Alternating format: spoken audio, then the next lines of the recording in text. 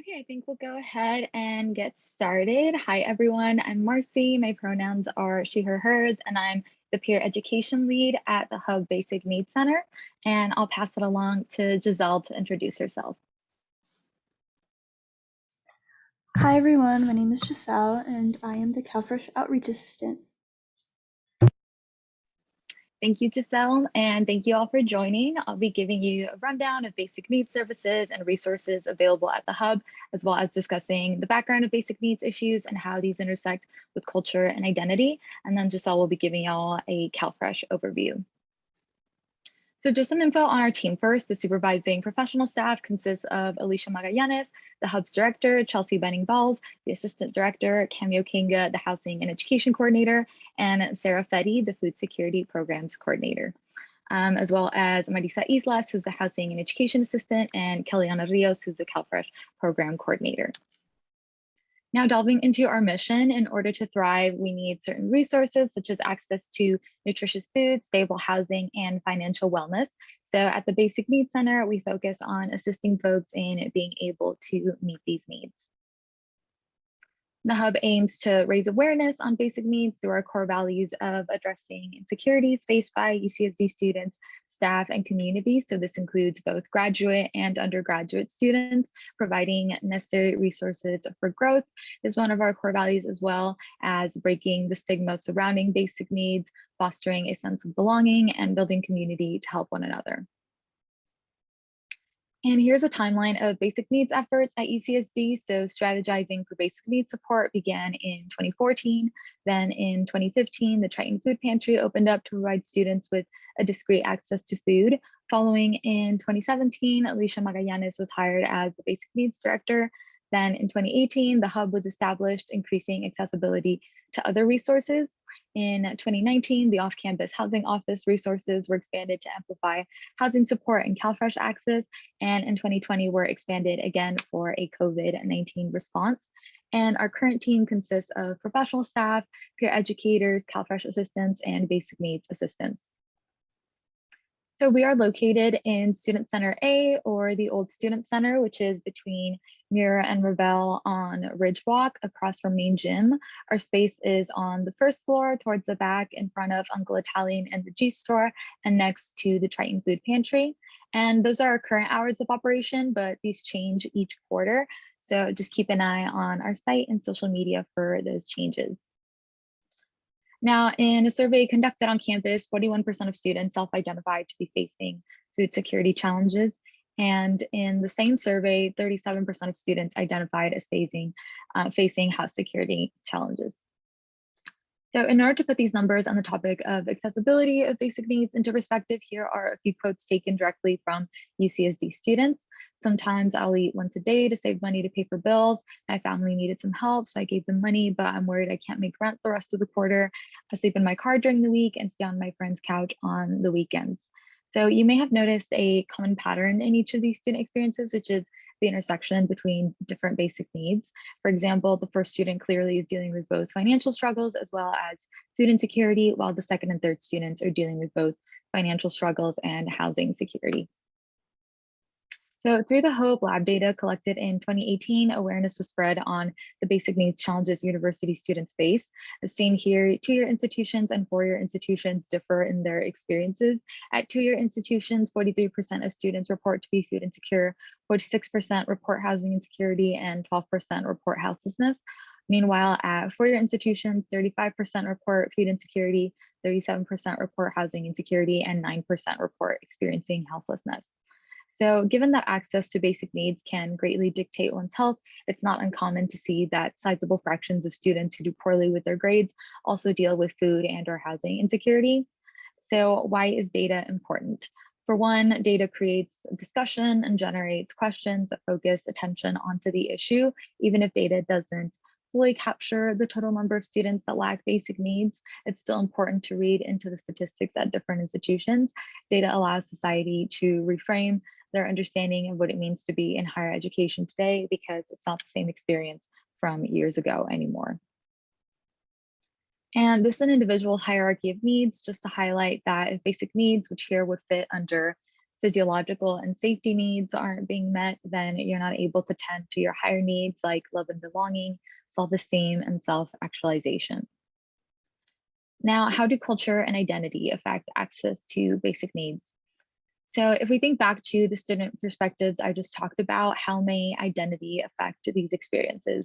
In the last quote, the student spoke of sleeping in their car, but the potential consequences of the situation would look very different depending on factors such as gender or ethnicity. So culture is often interpreted as a core of shared beliefs, values, and norms. Factors such as gender, family, and decision-making power play a critical role in the impact of culture on basic need security. And impacts of culture on food security include who accesses food first, the types of food considered appropriate to eat, preparation of food, and preferences about ideal body sizes, which can affect eating behaviors. And in the past, some well-intended food security programs have failed because of a lack of consideration of culture. This could include a disregard for dietary restrictions, deliveries of culturally uncommon food, and more. This could also include an overrepresentation of certain identities in higher education basic needs services. So in general, we know that in the community and in higher education as a whole, students of marginalized identities have higher rates of basic needs security challenges. Culture can also play a factor in the stigma associated with accessing services, such as the taboo of being seen utilizing resources, people not believing the services are for them, they don't know services exist, as well as internal barriers to seeking help. So who feels comfortable reaching out for help, and this may differ due to cultural influences. So how do we combat stigma? We can do this by involving everyone, increasing availability, meeting students where they are, allowing discreet and confidential services, and considering culture when planning our services. For example, considering how something might look in different cultures. So intersections don't occur among the basic needs alone. Basic needs also overlap with health. This is because, as I mentioned at the beginning, one's access to basic needs greatly dictates the ability of an individual to thrive both physically and mentally. Not only that, race, class, gender, family structure, culture, citizenship status, and the environment can all impact health positively or negatively. If negative, stress can further perpetuate someone's bad health by lowering one's defenses. And this can occur because an overload of stress decreases the efficiency of one's immune system, being able to protect the individual from outside invaders such as bacteria, viruses, toxins, and more. So what we can take away from this is that food security, housing security, and financial wellness are intrinsically connected in terms of how struggles in one sector create a ripple effect in the rest. There are many underlying factors that contribute to insecurities. So the retention and administration of basic needs resources sometimes have weaknesses that stem from a lack of consideration of culture. Therefore, it's important to spread the word about these resources in order for more people to access them. So some actions people in different positions can take: professors and staff should have the knowledge to inform students on resources. Students in leadership positions can inform their organization members about resources available to them. All students can open up conversations to make others feel comfortable discussing basic needs and advocating for services when possible. And everyone should refer students to the hub if they're facing basic needs insecurity. So now we have a scenario you all can go off of in case you need to refer someone to basic needs sources. So whether it's a friend, a colleague, a classmate, just anyone within the UCSD community, you could utilize this model. So if a student approaches you and mentions they are experiencing food security challenges, how should you respond?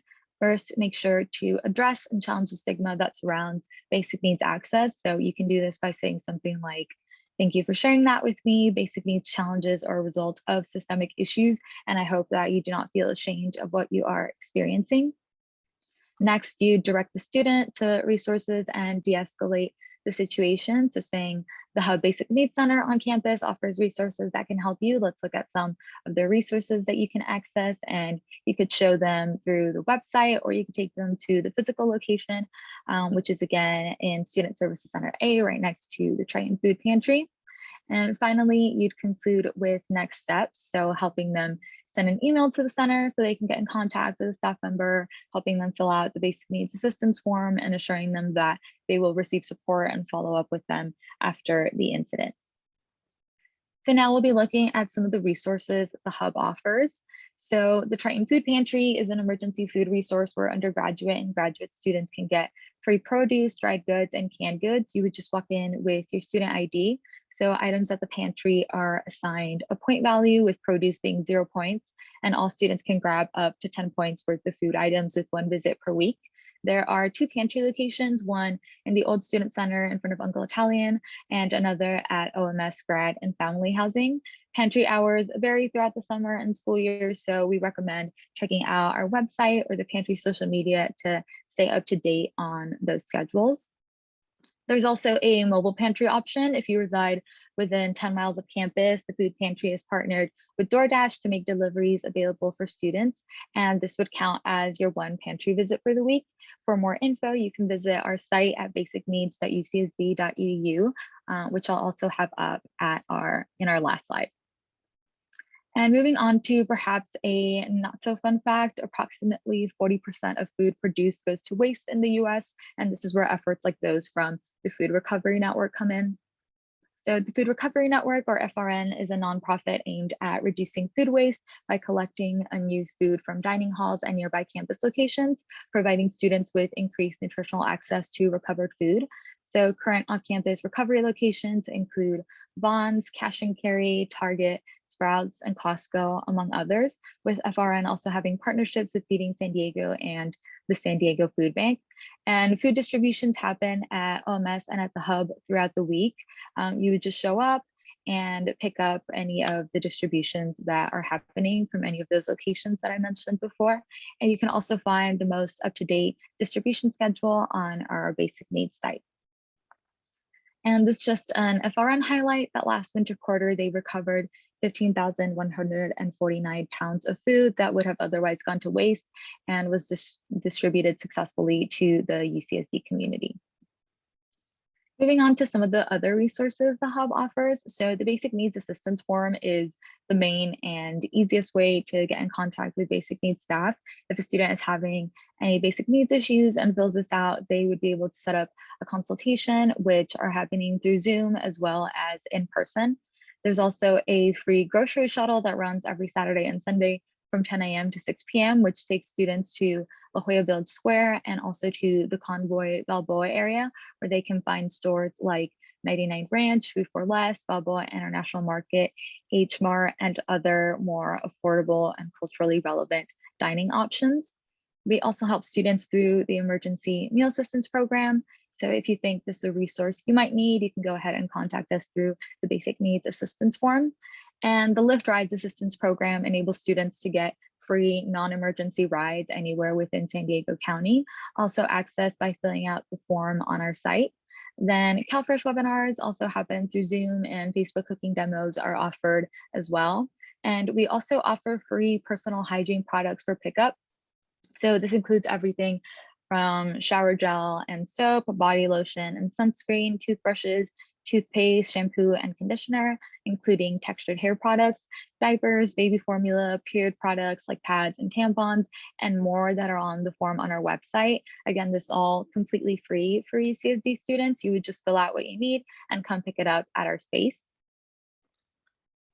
Then the off-campus housing office is run through the Hub as well, and it's a great resource to help students with housing concerns as well as in the search for housing.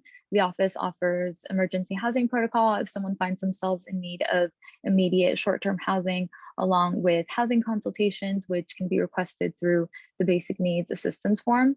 There are also lots of housing education materials available, including a super helpful video series that covers everything from how to start the housing search to signing a lease, a booklet with tons of information and resources and more, which you can all find on our site. And the off-campus housing fair is also an event put on during spring quarter that helps connect students to campus and local resources, property managers, and potential roommates. So that is a great event to look out for in the spring, especially if you know you'll be needing housing next year. And lastly, there's the off-campus housing site that connects UCSD affiliates with the ability to list and search properties, find roommates, review rental agreements, find commuting resources, and more. And the off-campus housing office's contact info and website will be included in our final slide as well. So most of our services are projected to be back in person in the fall, but we will still be having remote consultation options and webinars available.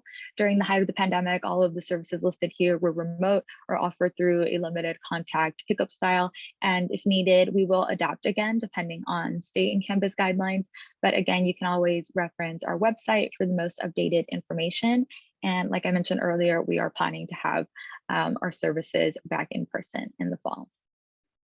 So for scheduling a one-on-one consultation with basic needs staff, students can do this through our site by filling out the basic needs assistance form.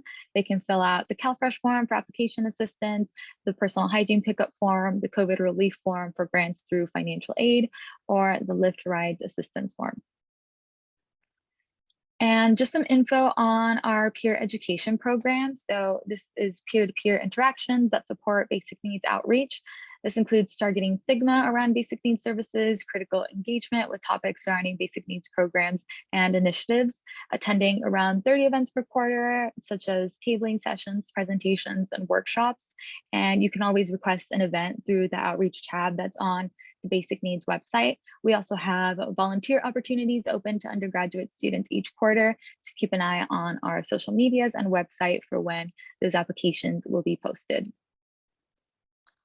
Now, do y'all have any questions about anything we've covered before we go into Calfresh? You can feel free to unmute or type them in the chat.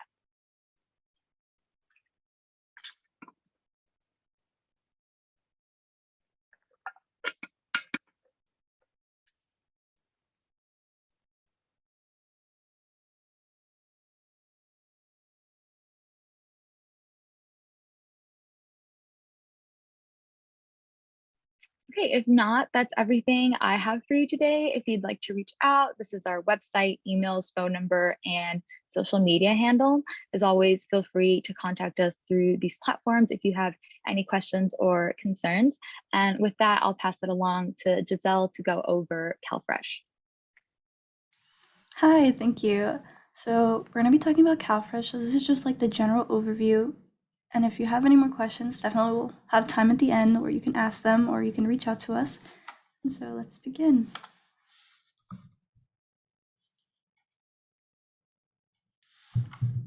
So as I said, we're just doing a little overview. And so there are three main sections we're going to go through. And so we're going to talk about what is Calfresh. You may or may not know, it's the federal nutrition program that provides monthly and money support to purchase food. We'll talk a little bit about it in the next slide. We'll also talk about eligibility and what it is through the applying process, what it means to be a student. So there's a difference between student eligibility and normal eligibility. And then we'll talk about different resources, like where you could use your benefits and stuff like that. And so first and foremost, what is Calfresh? So as I've said, Calfresh is California's Supplemental Nutrition Assistance Program, also known as SNAP. That's how some of you might know it as.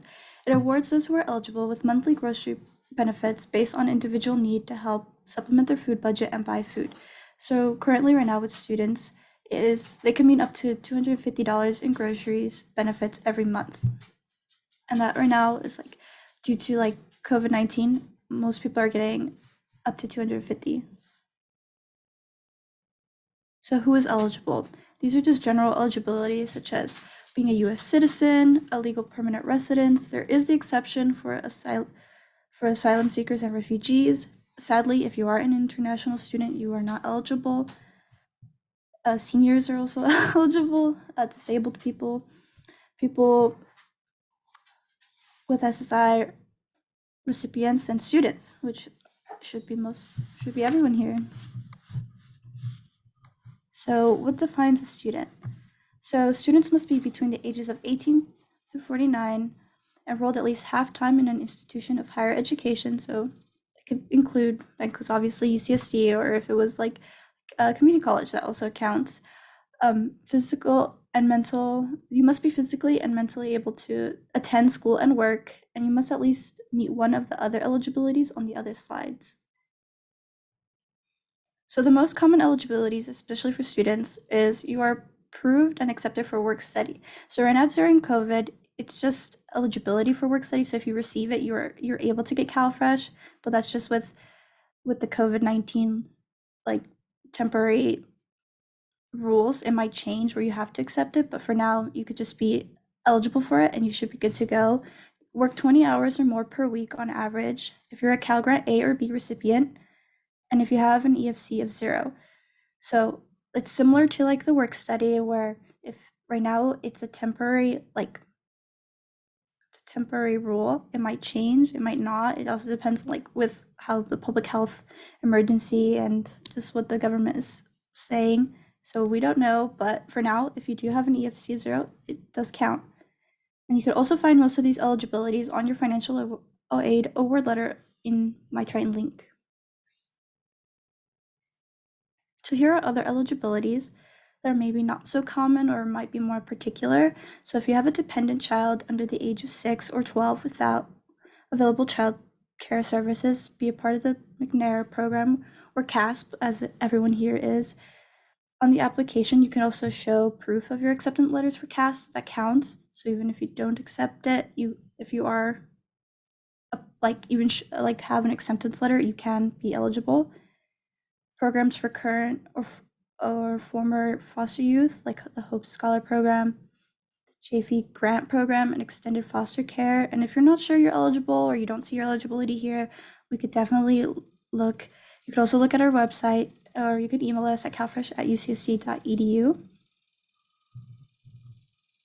And if you're a graduate student, there are different eligibilities that you may fall under. So these are all the programs that are currently a part of the Calfresh program.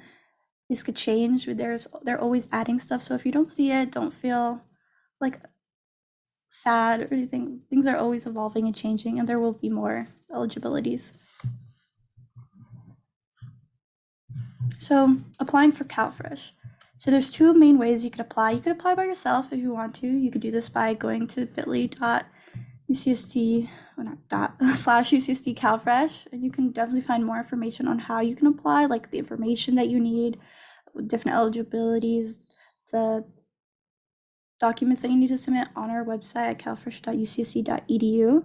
Or you could apply with us, which is what we recommend because we feel like it's a big help. It can be stressful and you just want to make sure that everything is going smoothly. And sometimes cases are more complicated, and so we can definitely help you with more complicated cases. Or if not, they're not complicated, we still recommend it, So you could schedule an appointment with us to walk you through your application. We have virtual and in-person appointments. You can look at it with calendly.com/ucsd-calfresh. That's for virtual. If you want in-person appointments, calendly.com/calfreshship. And if you want to fill out our sister form, so this is like general information that can also have these links as well. You go to bit.ly/calfresh form. So there are a couple of required documents that you need to submit as a student.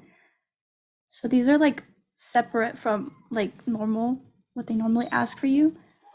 So they always ask for a valid picture ID. This is for a student or non-student. They need to know who you are. Rental agreement and proof of income. These are also things that are general.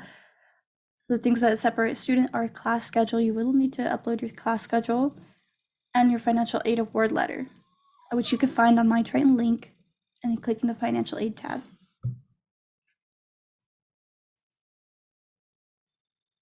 So what happens after you apply? So you will receive information in your physical mail. And some people get scared of this because they're like, oh, I already applied, but why did I get mail? Don't worry. If you already applied online and you get physical mail, like you could disregard the physical documentation. No stress. It's just the same similar questions. And right now you will have a phone interview within 2 weeks from your application submission date. But with COVID-19, some interviews are being waived, so you may or may not get this call. It all really depends on how complicated your case is. And honestly, it's not really an interview. It's more like they're asking you to verify your information. Like, do you live here? Is this how much you make? Is this how much you pay for your rent? It's just simple questions like that. Like, don't feel afraid if they call when you apply and they call you. It's like something simple. And it should only take like 10 to like at most 30 minutes, but I don't see it being more than 30 minutes. And you will receive an approval or denial a week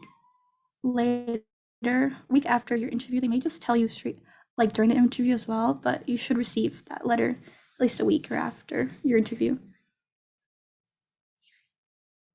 So once you get approved, The Calfresh sends you, the county sends you an EBT card that works like a debit card. You can use it at most grocery stores and farmers market. And the cool thing is that you could also use it on campus, such as the Rogers Market, the Village, Goodies Market, Canyon Vista, Sunshine Market, John's Market, Six Market. You can also use it at Target on campus. So that's pretty cool. It works at all the most local grocery stores. I know I've used it at Trader Joe's. I've used it at Ralph's. And so that's pretty cool. There are also additional benefits if you get approved for Calfresh, such as the San Diego Gas and Electricity Company offers a discount of 30% or more on your monthly bill. And so that is definitely helpful if you move off campus. That is so useful. The Market Match. The Market Match is California's healthy food initiative, which matches customer federal nutrition assistance benefits like Calfresh at farmers markets. They will match you up to 10% of your benefits. Más Fresco, More Fresh program. By enrolling in the Más Fresco, More Fresh program, you can earn $1 in financial incentives for every $1 of Calfresh EBT dollars spent on fruits or vegetables at participating North Cape Gonzalez markets, up to $40 per month. And there's definitely more benefits that is so many we could cover. And so if you want to know more, you can definitely look at our website at calfresh.ucsd.edu. And so here are some contact information if you definitely want to talk to us or like email us. If you feel too if nervous or you have any questions like after this presentation or after this meeting, then you could definitely email us at calfresh@ucsd.edu. You could definitely chat with us on our website, calfresh.ucsd.edu. You could fill out the assistance form, or we could definitely get in touch there too. And our phone number, 858-246-2632. And so, yeah, I hope you guys enjoyed. And if you guys have any questions, let me know. I'll be happy to answer them.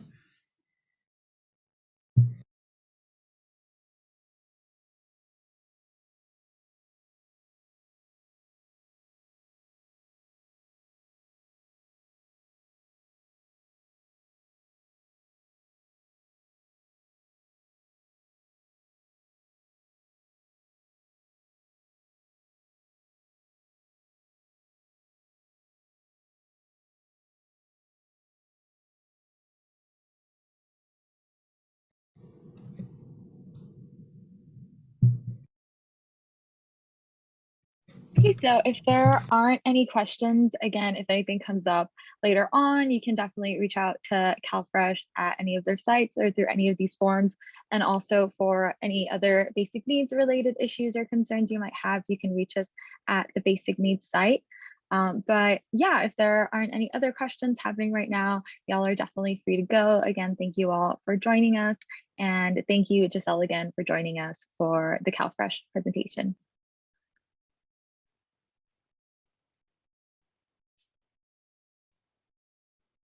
Thank you. You too.